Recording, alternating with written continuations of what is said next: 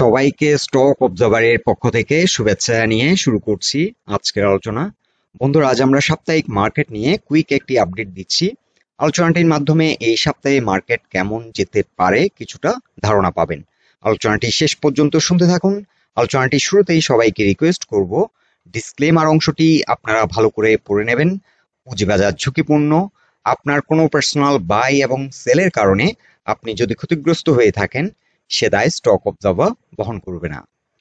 গত সপ্তাহের last trading সেশনে সূচকের অবস্থান ছিল 6289 আর লেনদেন হয়েছিল অ্যারাউন্ড 555 ক্রোড়। আর খাতভিত্তিক মার্কেটের অবস্থান যদি আমরা দেখি, এখানে একটা মিশ্র প্রতিক্রিয়া লক্ষ্য করা যাচ্ছে। কিছু কিছু সেক্টর পজিটিভ এবং কিছু কিছু সেক্টর নেগেটিভ। এছাড়া সেক্টর ওয়াইজ টার্নওভার যদি আমরা দেখি, বরাবরের মতোই জেনারেল ইন্স্যুরেন্স এবং ফুড অ্যান্ড অ্যালাইড এই সেক্টর দুটি এগিয়ে আছে। এছাড়া গত সপ্তাহে আমরা লক্ষ্য করছি pharmaceuticals and paper and printing এই দুটি সেক্টর কিন্তু ভালো পারফরমেন্স করেছে এবং লেনদেনও আমরা দেখতে পাচ্ছি তুলনামূলকভাবে অনেকটা বৃদ্ধি পেয়েছে। জেনারেল ইন্স্যুরেন্স সেক্টরে টার্নওভার হয়েছিল লাস্ট ট্রেডিং সেশনে 115 ক্রোড়। ফুড অ্যান্ড অ্যালাইড এই সেক্টরটিতে টার্নওভার হয়েছে অ্যারাউন্ড 77 ক্রোড়। ফার্মাসিউটিক্যাল সেক্টরে turnover around 61 crore. Paper and printing এই সেক্টরটিতে টার্নওভার হয়েছে অ্যারাউন্ড 44 ক্রোড়। এছাড়াও আরেকটি ব্যাপার লক্ষ্য করা যাচ্ছে যে বর্তমান সময়ের কিছু পারফর্মিং সেক্টর, যেমন life insurance sector, IT sector এবং ইঞ্জিনিয়ারিং সেক্টর, এই তিনটি সেক্টর অনেকটা অফ মুডে আছে, অফ ট্রেন্ডে আছে এবং এই সেক্টরগুলিতে কিন্তু সিগনিফিক্যান্ট আমরা লেনদেন দেখতে পাচ্ছি না। যদিও ইঞ্জিনিয়ারিং সেক্টরে আমরা মাঝে মাঝে লেনদেন দেখতে পারি, অনেকটা বৃদ্ধি পায়, কিন্তু ধারাবাহিকভাবে সেই অর্থে পারফরমেন্স করছে না। এখন আমরা ডে চার্টে ডিএসসি ব্রড ইন্ডেক্সের অবস্থান যদি দেখি, ডিএসসি ব্রড ইন্ডেক্স বর্তমানে অবস্থান করছে 6289 পয়েন্টে। লাস্ট আপডেটে আমরা আপনাদেরকে জানিয়েছিলাম যে মার্কেট একটা স্ট্রং রেসিস্টেন্স ফেস করবে 6284 পয়েন্টে এবং এটি একটি স্ট্রাকচার ছিল। এই স্ট্রাকচারটি কিন্তু ব্রেকডাউন করেছিল। এটি একটি স্ট্রং সাপোর্ট ছিল একটা সময়। যেহেতু এই স্ট্রাকচারটি ব্রেকডাউন করেছিল, এটি বর্তমানে রেসিস্টেন্স হিসেবে কাজ করছে, কিন্তু গত সপ্তাহের লাস্ট ট্রেডিং সেশনে এই রেসিস্টেন্সটিকে ব্রেকআউট করে মার্কেট কিছুটা উপরে অবস্থান করছে। এছাড়াও বর্তমানে একটি প্যাটার্ন আমরা লক্ষ্য করছি, এটাকে inverse head and shoulder pattern বলা হয়।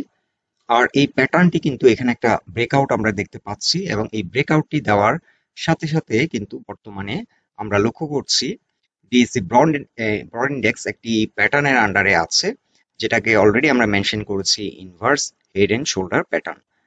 আর বর্তমানে মার্কেটের যে ইমিডিয়েট রেজিস্ট্যান্স সেটি হবে 6300 এই পয়েন্টটিতে একটা সিগনিফিক্যান্ট সেল প্রেসার ফেস করবে। এখানেও কিছুটা সেল প্রেসার ফেস করবে 6290 থেকে 96 এই জোনটিতেও কিন্তু ভালো রকমের একটা সেল প্রেসার আসবে, তবে স্ট্রং সেল প্রেসার হবে 6302 থেকে 6309 এই জোনটিতে কিন্তু একটা সিগনিফিক্যান্ট সেল প্রেসার ফেস করবে।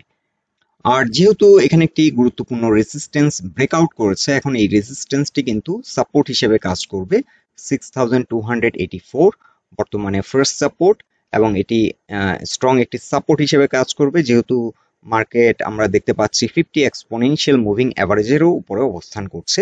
সো এই জোনটি এখন মার্কেটের জন্য একটি গুরুত্বপূর্ণ সাপোর্ট এবং এই সাপোর্ট থেকে যদি কোনো কারণে রিট্রেস করে, পরবর্তী সাপোর্ট নেবে হচ্ছে 6273 পয়েন্টে।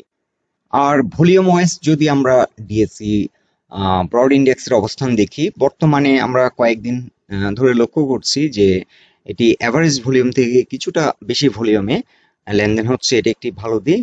আর এই যে গ্রে এরিয়াটা, এটি কিন্তু 20 দিনের যে গড় যে ভলিউম সেটাকে রিপ্রেজেন্ট করছে।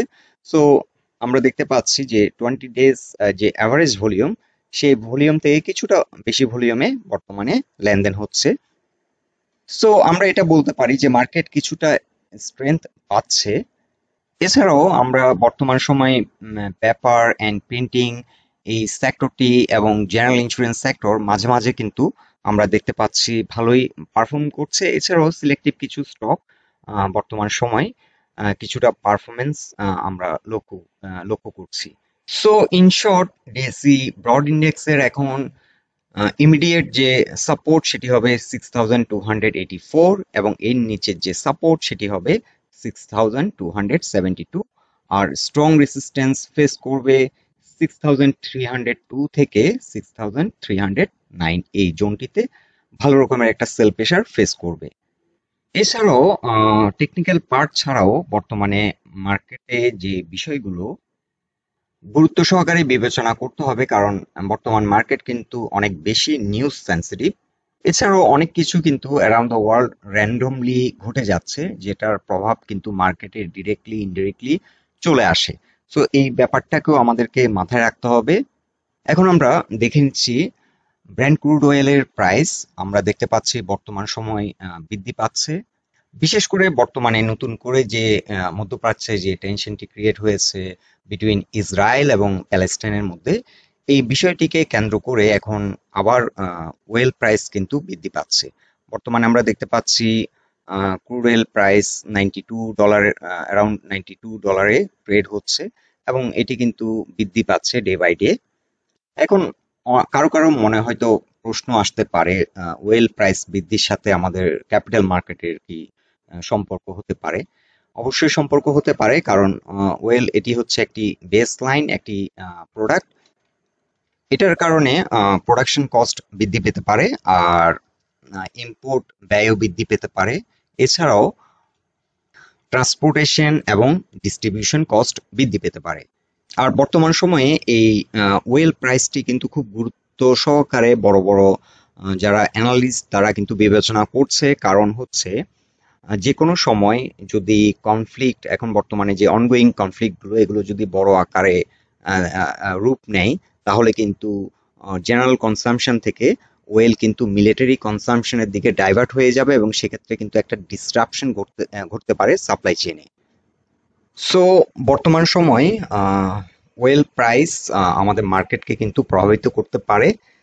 আর এই সপ্তাহে আমরা জেনারেল ইন্স্যুরেন্স সেক্টরের মুভমেন্টটাকে কিন্তু আমরা চাইলে ওয়াচ লিস্টে রাখতে পারি। এটি কিন্তু একটি গুরুত্বপূর্ণ রেসিস্টেন্স ব্রেকআউট করেছিল লাস্ট ট্রেডিং সেশনে।